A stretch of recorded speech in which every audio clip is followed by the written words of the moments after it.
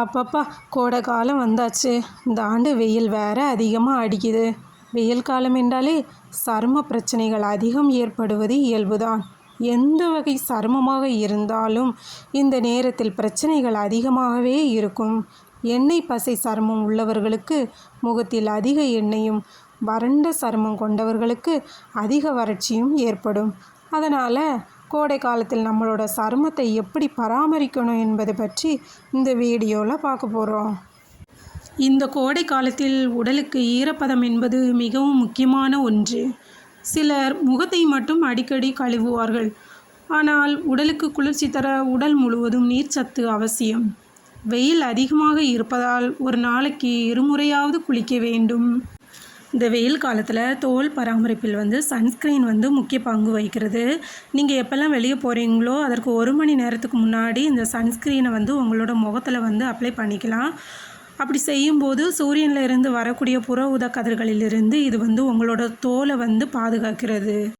உங்கள் சருமத்தை ஆரோக்கியமாகவும் பளபளப்பாகவும் வைத்திருப்பதில் உணவு முறை சரியாக இருக்கணும். நல்ல ஊட்டச்சத்துள்ள உணவு சாப்பிட்டா மட்டும்தான் நம்முடைய சருமம் ஆரோக்கியமாகவும் பொலிவாகவும் இருக்கும். குறிப்பாக பழங்களில் தர்பூசணி, அப்புறம் வைட்டமின் சி நிறைந்த பழங்கள் இதெல்லாம் நம்ம எடுத்துக்கலாம்.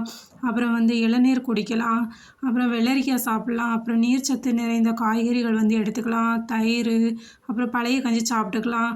அப்புறம் காப்பி, காரமான உணவு, அப்புறம் எண்ணெயில் பொரித்த உணவு இதெல்லாம் சாப்பிடக்கூடாது. அசைவ உணவு நம்ம அதிகப்படியாக எடுத்துட்டோம்னா நம்மளோட உடல் சூடு இன்னும் அதிகமாகும்.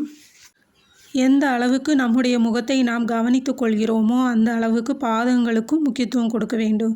வெளியில் போயிட்டு வந்த உடனே கால்களை நன்றாக கழுவ வேண்டும்.